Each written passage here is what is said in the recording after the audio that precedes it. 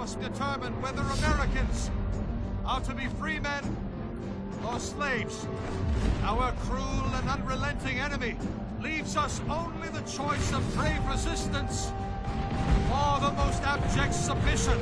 We have, therefore, to resolve to conquer or die.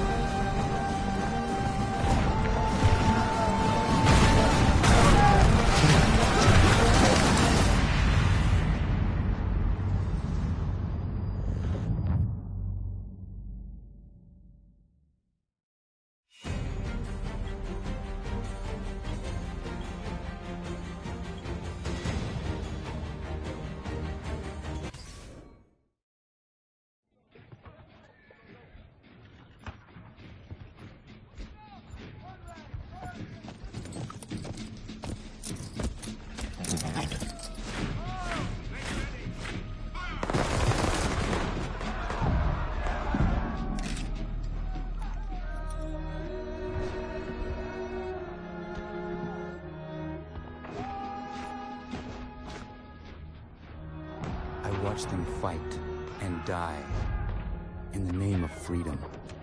They speak of liberty and justice, but for who?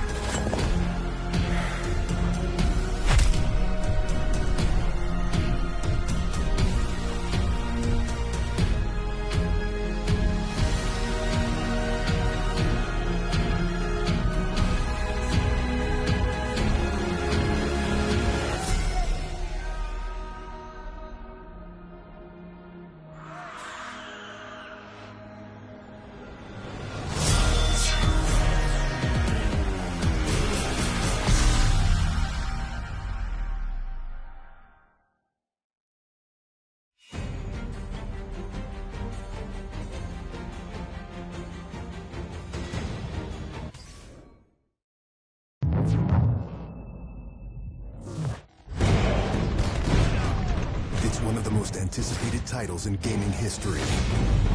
Now, in this 4-part series, get an inside look on the making of this truly revolutionary game.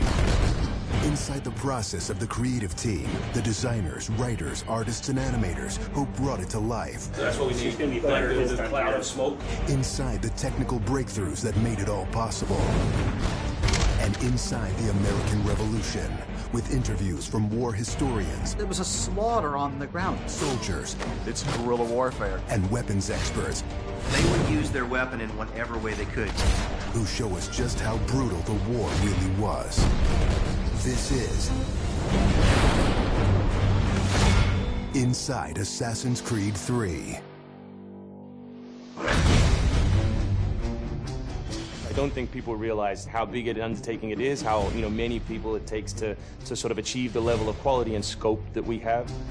Assassin's Creed 3 is a big-scale game. The amount of things that are produced per day, that are developed per day, it's amazing. The team has grown to be several hundred people in 5 studios around the world, all of them working on really specific elements, so the amount of work is just staggering.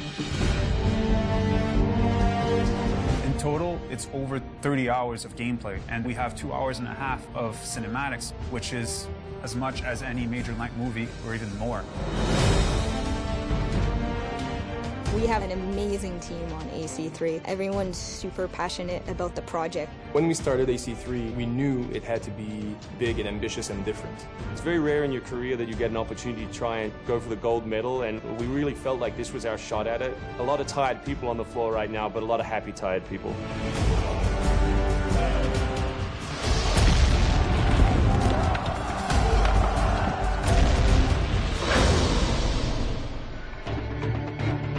We've always tried to pick exciting periods in history, then drop the player in, so they're exploring that time as well as our fictional story.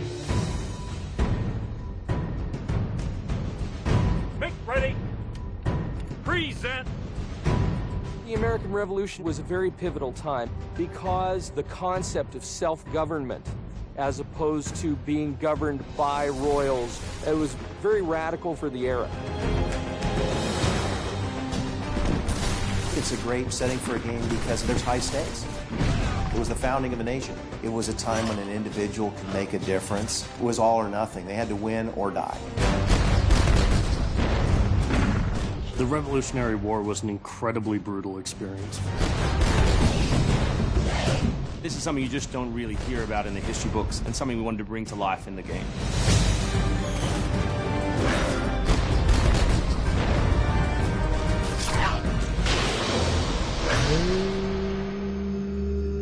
Connor is our new hero in Assassin's Creed 3. He's half British, half Mohawk. He's humble and more grounded to nature type of person. We did a lot of research into Native American culture. We've recorded dialogue in their native language.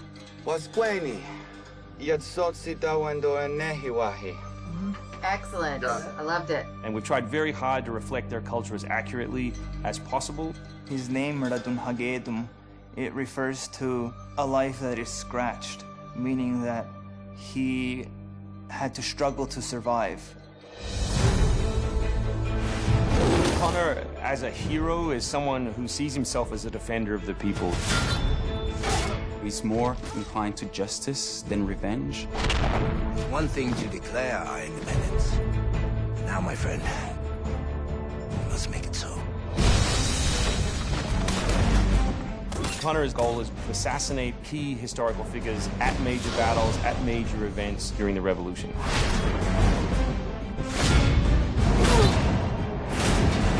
He's a stealth operator. He can come out and viciously make a great kill, then blend right back in.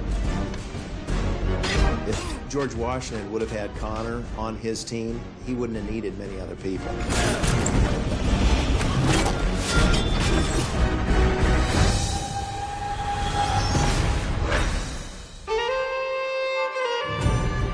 Anvil Next is an engine that gives us the possibility to do things that were not possible to do before.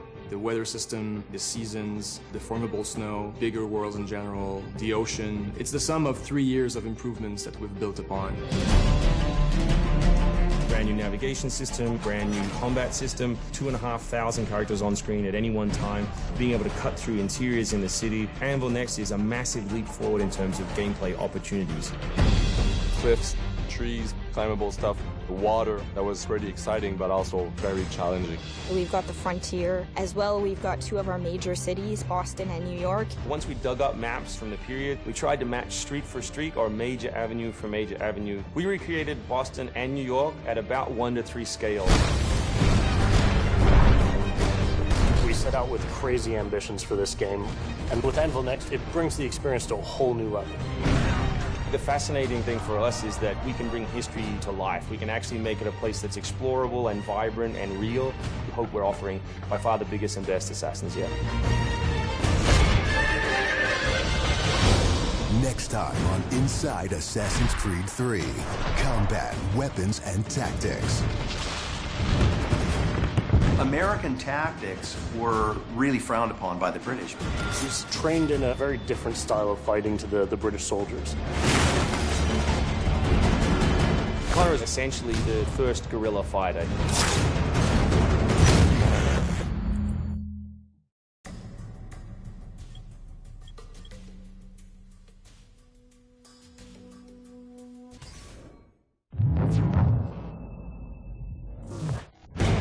In this 4-part series, get an inside look on the making of one of the most anticipated titles in gaming history.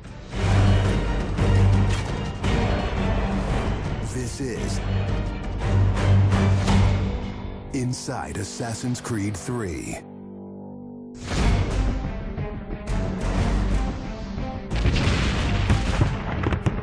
Something we really wanted to emphasize was the sheer brutality of combat in the period. We've all seen the paintings of the Revolution, and death is glorified, death is angelic, but it wasn't that way on the battlefield. It was a brutal conflict. It feels that you're constantly going through dynamic fights, and that's not something technically we could do in the past. So it was like a personal challenge on the team to say, no, I think we can do this.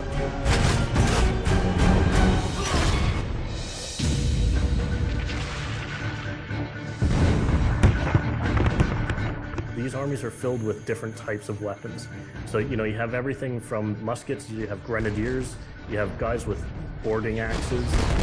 Being shot by a musket would be an awfully painful way to go. The caliber size of the ball was at least 3 or 4 times as large as anything that any modern military is using today. After the muskets were discharged, they would charge with their bayonets. What basically is a giant spear, and he has every intention of running that through you.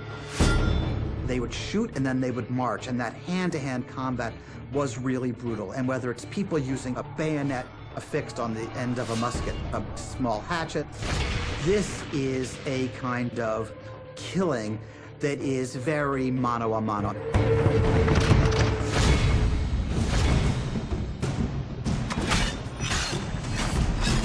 All the animations, all the weapons are brand new. It was interesting to start on a new style of fighting that is much more close and aggressive. Connor's favorite weapon is the tomahawk, obviously super deadly in hand-to-hand combat. Also the bow and arrow. It fits with his native heritage and it's lethal. The rope dart, it's a real accurate Chinese tool that we found the references for that period as well. He can use it from the ground, so he can bring the enemy towards him. It gives him the ability, for example, on a tree, to hang someone from above.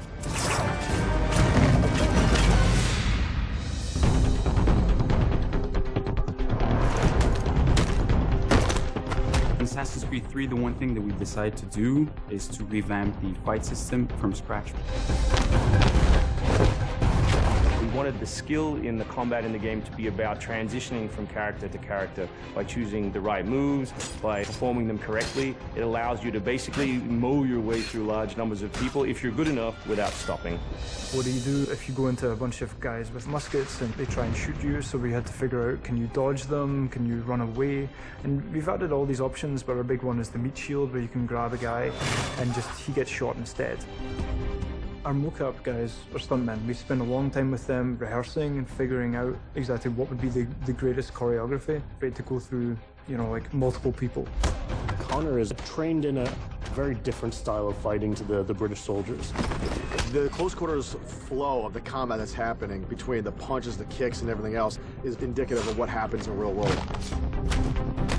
I'm very impressed by the moves that they do. It's cool to see push kicks and axe kicks and different sort of takedowns that are done correctly and very believable when they're done. Right hand, right. Punch to the face, boom, to the throat, to the groin, finish with boom. This is something new for us that we're really proud of. It's fast, it's fluid, and you go through these guys like butter.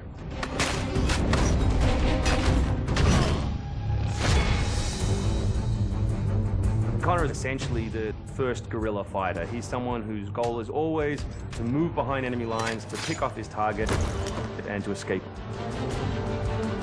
Employing guerrilla tactics, or what we now know today as asymmetric warfare, was something that truly was a component of the American Revolution. They learned what we would think of as guerrilla-style warfare. You know, you sort of hit quickly and then disappear. American tactics were really frowned upon by the British because the Americans did adapt the tactics that were used by the Native Americans from the French and Indian War. The first big battle, Lexington and Concord, takes place on a New England town green. And as the soldiers march back to Boston, they are marching along a dirt road lined by stone. You know, it's not the most effective strategy, wearing your bright red coat and march through the woods while some farmer's trying to shoot at you. The Americans brought a tactic that they couldn't really cope with. They essentially took it away from the battlefield and they started guerrilla tactics.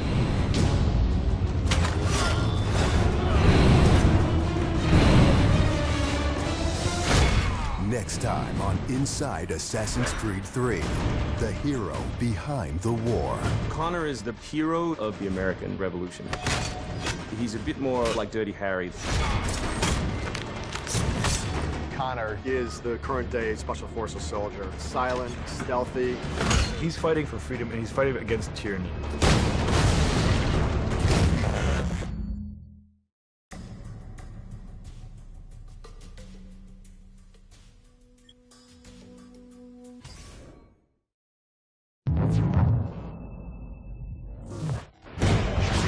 In this 4-part series, get an inside look on the making of one of the most anticipated titles in gaming history.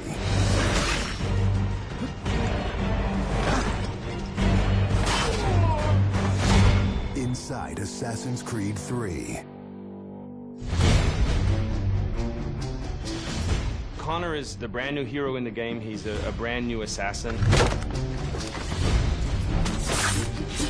He's half Native American, half European. We wanted to build that base conflict into his background.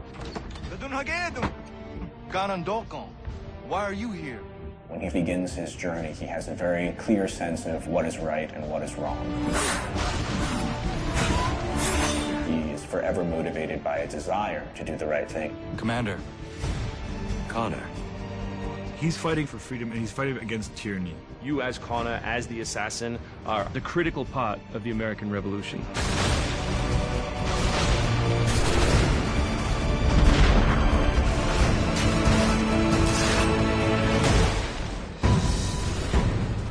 The way that we wanted to deal with the historical figures was for you to meet them sort of over the course of your journey in a way in which the history books wouldn't normally portray them. General Putney. Many of the founders were very tough individuals. Many of them were the equivalent of the modern badass. Our founding fathers were very hard, disciplined, dedicated individuals who wanted freedom, who wanted liberty, who wanted to express themselves their own way and not be controlled. These founding fathers were comfortable with war, and they were warriors. Do not fire until you see the whites of their eyes. Connor doesn't know much of the European ways at first, and then he gets to learn about these guys, these heroic figures. So for Washington, for instance, he sees that very strong guy, and Connor believes in him. Connor is moving in and out of both the Revolution and the rest of the history. Whenever he sees conflict between two groups, he takes the side of the greater good.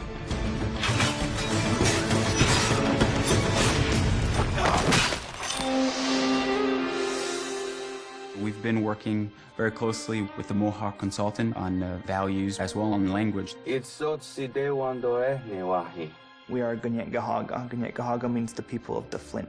Aguruteka, you're doing great. And our language is called Gunyet Geha.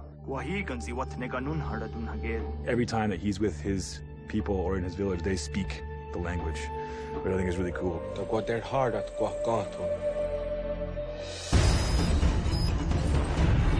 Connor, as a Native American character, he's very familiar with Native American war clubs, with the tomahawk, with the bow.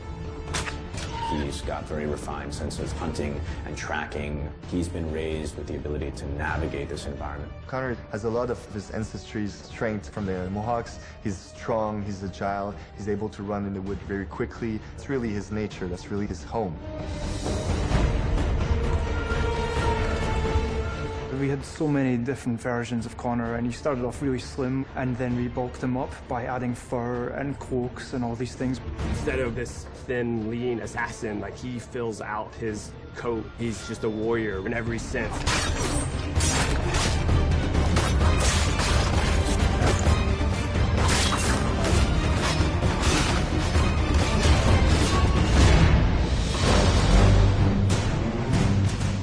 The animation team has built over an hour of new animations just for Connor alone.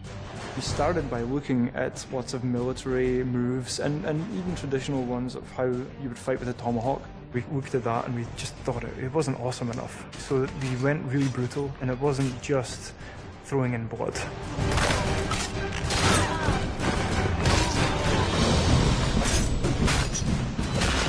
We put a lot of time into the navigation elements, and we've completely redone our climb system. We really wanted it to be much more organic.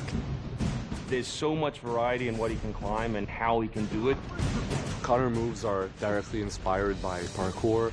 Parkour is basically all about efficiency of movement, the quickest manner from point A to point B. When you see specific parkour movements, Connor doing a lazy vault or a dive roll, the movements themselves are very accurate. Connor moves in the game like I want to move in real life.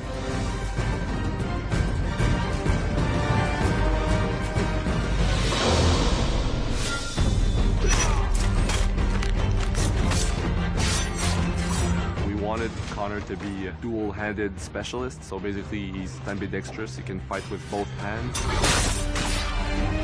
When he lands, the ground shakes. And when he fights, people are getting knocked left, right, and center. He's very brutal.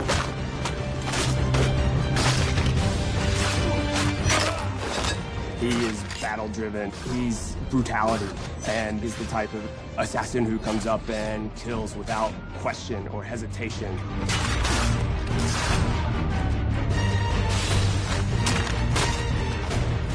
The soldiers were not really able to go up against Connor. Connor's a killing machine. He's a ninja in a tank with a Wolverine in there.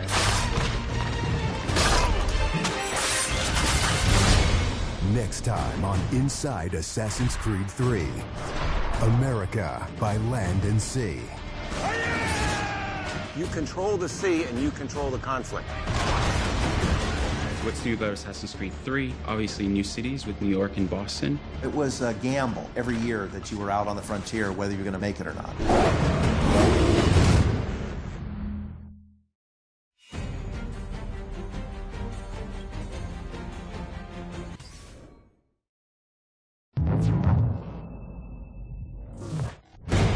In this 4-part series, get an inside look on the making of one of the most anticipated titles in gaming history.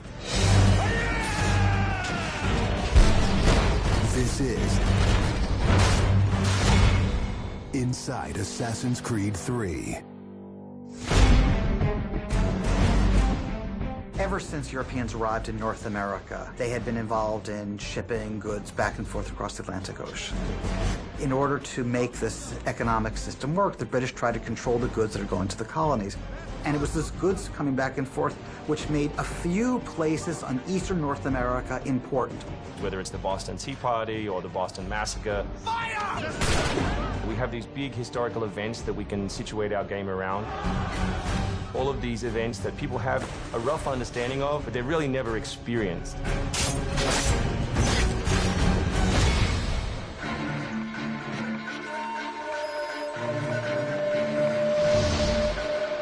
We had to go back and get our historian to find us accurate maps from the era of what Boston and New York looked like. These are actual replicas of the cities. If you're familiar with those cities, you should have that sort of eerie feeling of finding familiar sights. We really wanted to push the animations and just make it look like it's a real living world. As you walk through the crowd, you'll also see animals in the streets. They'd have a pig, they just clip his ear in a certain way, and they let him go in the street. And then he'd eat garbage, and then when it was time to eat the pig, you'd go and find your pig, and you'd slaughter it and eat your pig. We've got a lot of new ingredients that just bring a new, fresh feeling to the gameplay inside of the cities.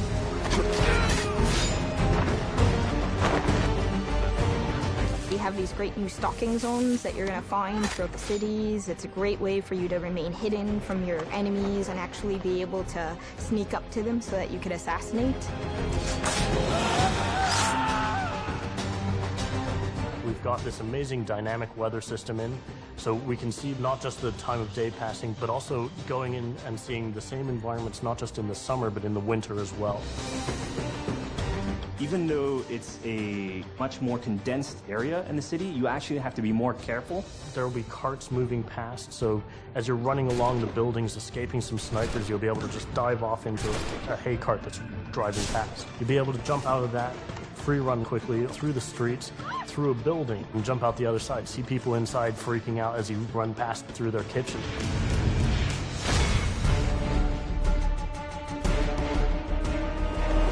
Living on the frontier was extremely difficult. Not only did you have harsh winters, cold, freezing temperatures, in the summer you had heat, humidity, so it was a gamble every year that you were out on the frontier, whether you're going to make it or not.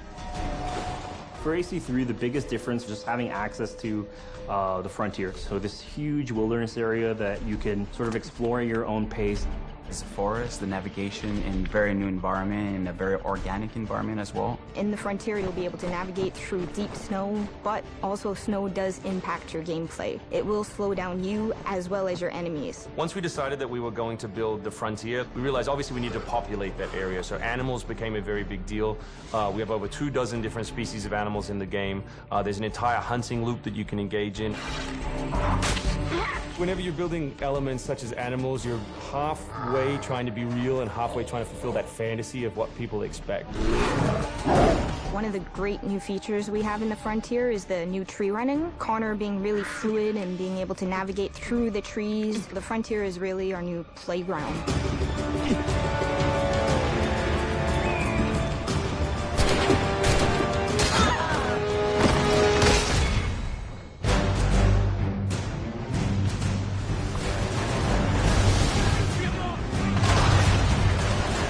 This war at sea was truly a global war and involved not only the British, but the French and the Spanish and the Dutch. Naval engagement of that period was all about closing the distance. Boarding is the end game. You've got to be able to close with the enemy, get alongside, then get on board to steal his ship. You want to take that ship intact if you can, because that's where you get your prize. The prize is whatever is on that ship that you want. Naval warfare was absolutely decisive to success in the American Revolution. Commerce comes by sea, at the same time invaders come by sea. You control the sea and you control the conflict. It's a huge part of the historical period. The revolution is won pretty much at Yorktown by a blockade of ships. You know, we can't ignore this part of the history. This is critical. This is something that we have to do. We started a whole team up just to specifically focus on the naval experience. Naval combat has been a huge challenge. The technology of the wind, the water simulation has been a massive undertaking for the team. Initially, we didn't even think it was feasible because it's a big moving structure. It's a full simulation on high seas where Connor is controlling a ship, he's controlling a crew as well, so he's kind of the master and commander on the ship. Very exciting. I mean, you are on a moving vessel that is very much part of the sea itself. This is something that we wanted to engage in and build for the game. That was a huge challenge that we set ourselves and actually turned out pretty good.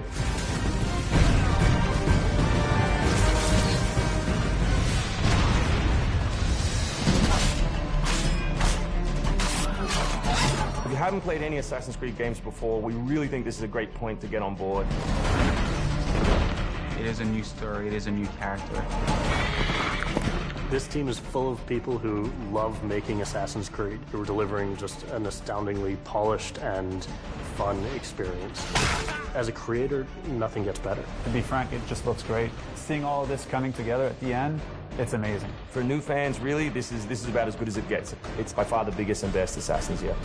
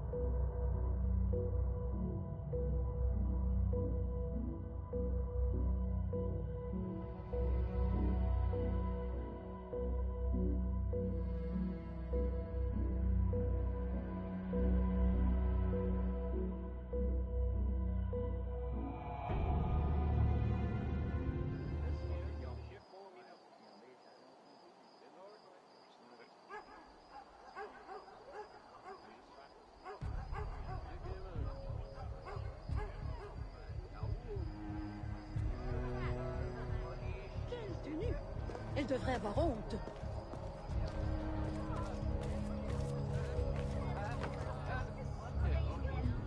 Pour qui se prend-elle?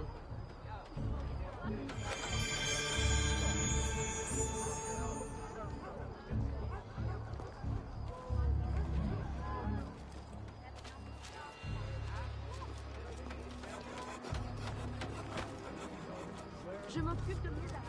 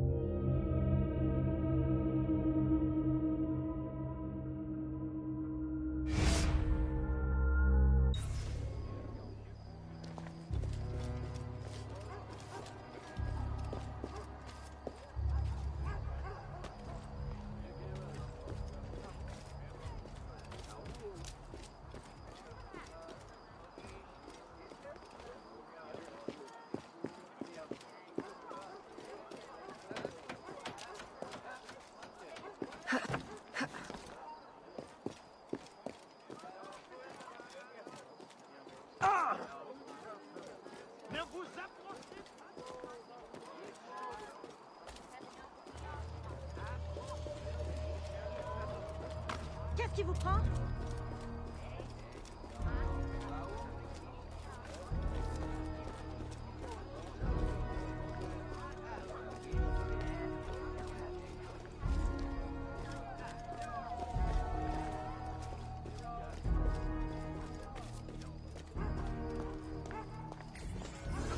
Mademoiselle Aveline, perhaps you have noticed prices are higher in the market. A trick of the enemy, I presume? Indeed. An extortionist named Ratel. He intimidates the merchants and steals their profits. To compensate, they demand more for their goods, and they give less in trade. Time for an economic adjustment. Yes. Find him near the docks and adjust him. We will all reap the reward.